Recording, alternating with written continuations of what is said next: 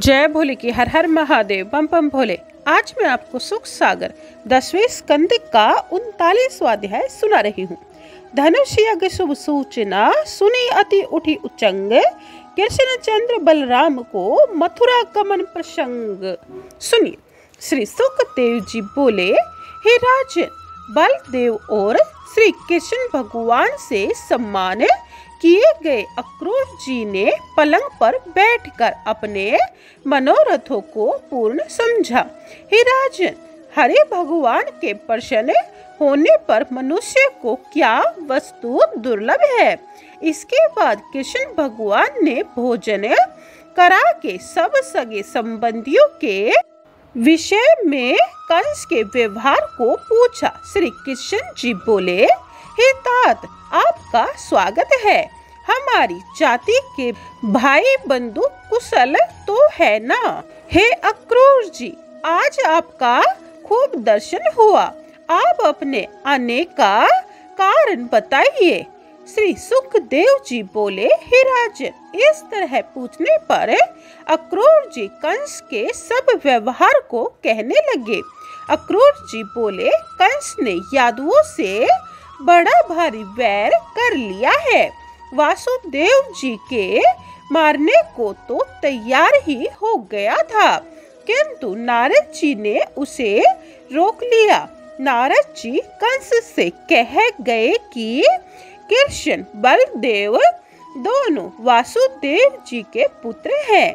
इसके बाद जिस काम से कंस ने उनको भेजा था, वह सब अपना वृत्तांत कह सुनाया।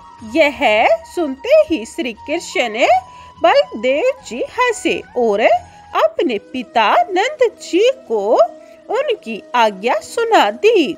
नंद जी ने यह बात सुनकर गोपगणों से कहा, हे गोपो, तुम सब दूध को इकट्ठा कर लो, अपने अपने गाड़ाओं को तैयार कर लो, कल मथुरा को चलना है।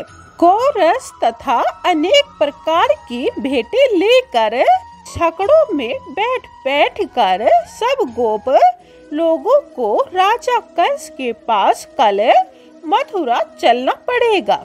कल धनुष यज्ञ को मथुरा में बड़ा भारी उत्सव है।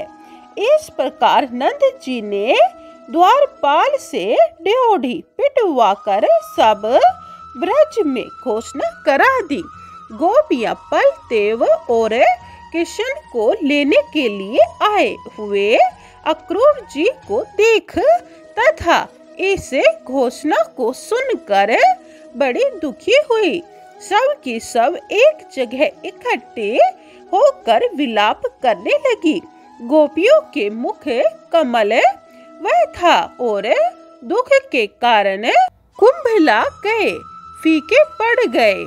उधर सांस लेने लगी। कुछ गोपियों की तो ऐसी दशा हो गई कि वे इतनी बेहोश हो गई, उनको अपने शरीर से उतरी हुई चद्दर तथा गिरते हुए कड़ूला और खुले हुए वेणी बंद तक का पता न रहा। कृष्ण का ध्यान करते ही बहुत सी गोपियों की चित्तवृत्ति सब ओर से निवृत्त हो गई, मानो वे समाधि में लग गई हो। उन्हें अपने शरीर तथा घर के काम काजी भी सुधि न रही। कुछ एक गोपियां हरि की विचित्र सुंदर वाणी का स्मरण करती हुई मोहित हो गई। इसी तरह सभी गोपियां कृष्ण भगवान की सुंदर चाल ढाल, मंद मंद मुस्कान भरी चितवन और मनोहर चरित्रों का चिंतन करती हुई एकत्रित होकर आंखों से आंसू बहाती हुई कहने लगी, क्यों ने ऐसी दशा हो। ये वही गोपियां तो है ना, जिनकी कि भगवान कृष्ण के बिना एक एक क्षण कल्प के समान बीतता था। गोपियों ने अपना हृदय तथा जीवन सब कुछ भगवान को ही समर्पण कर दिया था।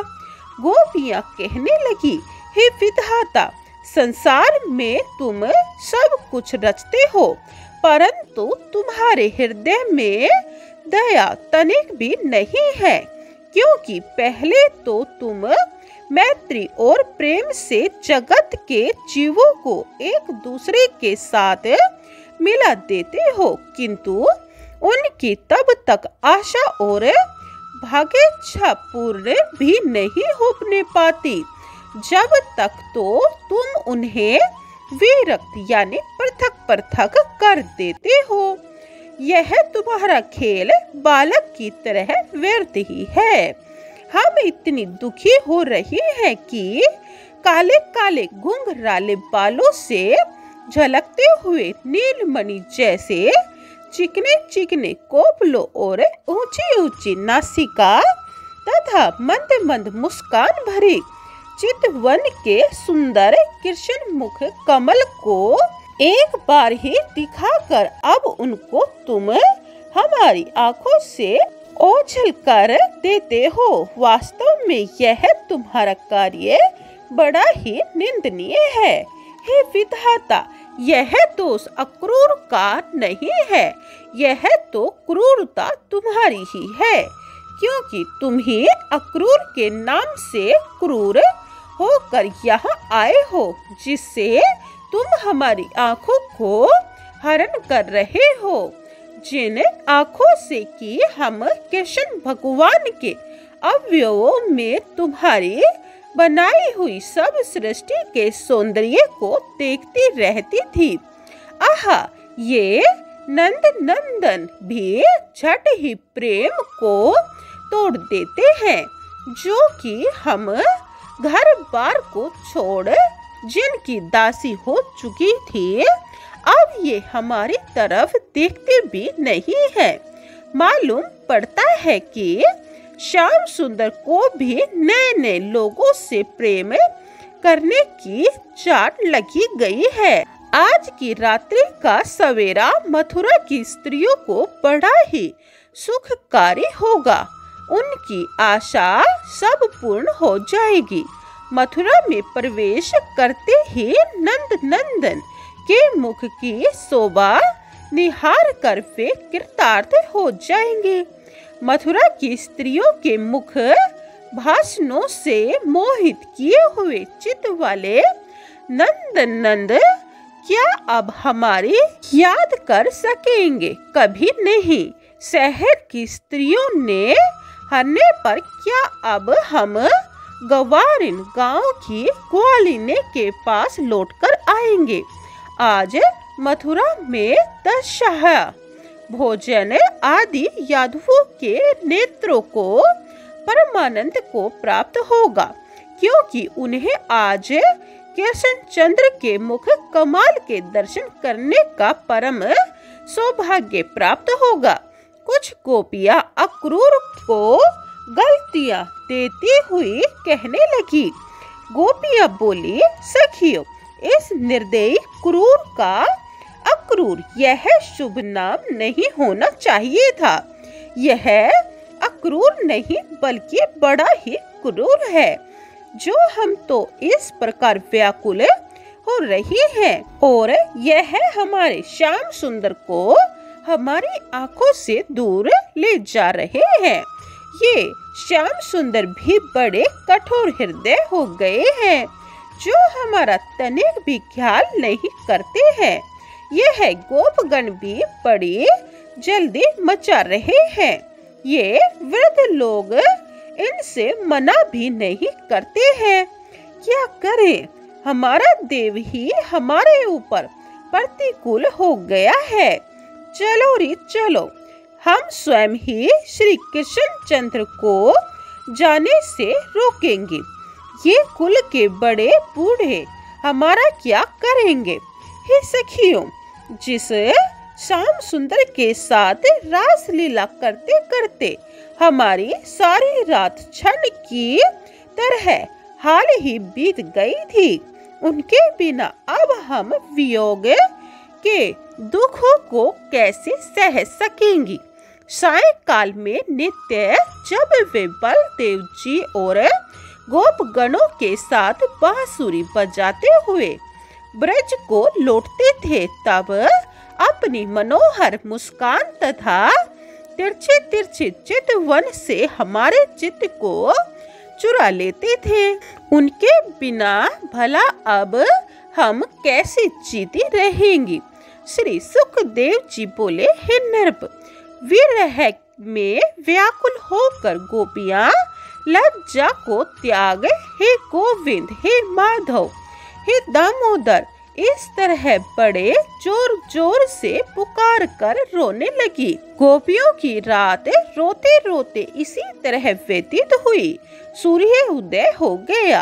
अक्रूर जी संध्योपान नादी कर्म करके रथ पर सवार हो चलने लगे। उनके पीछे पीछे नंद आदि गोप भी भेंट और घी आदि के बड़े बड़े घड़ों को रख कर गाड़ों में बैठकर चल दिए।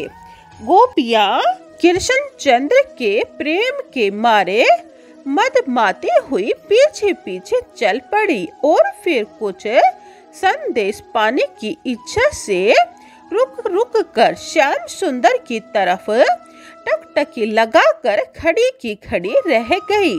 भगवान कृष्ण ने गोपियों की इस तरह की व्याकुलता को देख मैं आऊंगा यह संदेश देकर जैसे तैसे उनको धैर्य बंधाया। यह सुनकर भी गोपियां जब तक भगवान कृष्ण के रथ की ध्वजा दिखती रही तब तक काठ की पुतली की भांति उसी की तरफ देखती हुई खड़ी रही।